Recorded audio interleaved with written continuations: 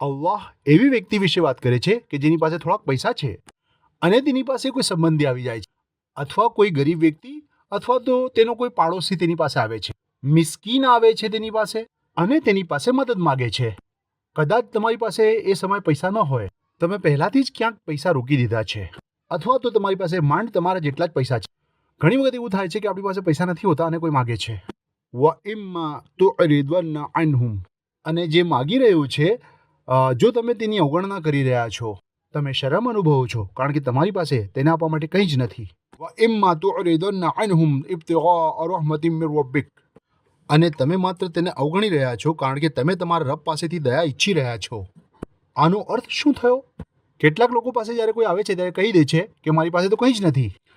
જેમ કે હાઈવે ઉપર કોઈ છોકરો રેડ સ્ટોપ સિગ્નલ પર દેખાય છે, તે એક કાર તરફ જાય છે, મારી પાસે કંઈ નથી, આગળ જા.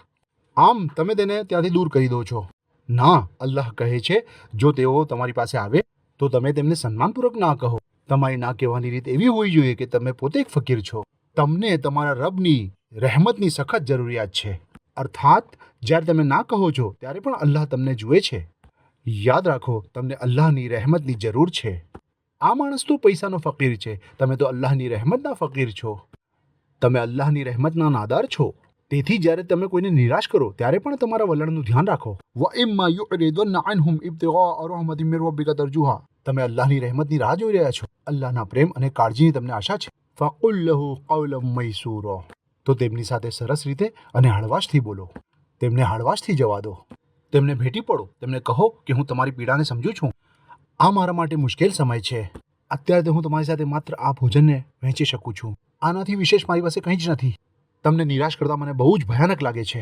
ફકુલ લહુમ કૌલમ મયસૂરા, તેમની સાથે હળવાશ અને નમ્રતાથી વાત કરો. સુબહાનલ્લાહ, કારણ કે જ્યારે તેઓ આપણી પાસે આવે છે ત્યારે અલ્લાહની રહેમતને સાથે લઈને આવે છે, અને જો આપણે તેમને આપી નથી શક્યા તો આપણે અલ્લાહ પાસે રહેમતની ભીખ માગવી જોઈએ કે તેઓ આવ્યા અને તમે તેમને આપી નથી શક્યા, એટલે કે અલ્લાહની રહેમતથી આપણે વંચિત રહી ગયા. આ જ છે ખરું રિઝ્ક. આપણે જે ખરીદીએ છીએ તે સાચું રિઝ્ક નથી, અને સાચું રિઝ્ક અલ્લાહની રહેમત છે, અને તે ત્યારે જ મળે છે જ્યારે આપણે આપીએ છીએ. ખરીદીએ કે લઈએ ત્યારે નહીં. અને હકીકતમાં જ્યારે આપણે આપીએ છીએ ત્યારે અલ્લાહની રહેમત આપણને મળે છે.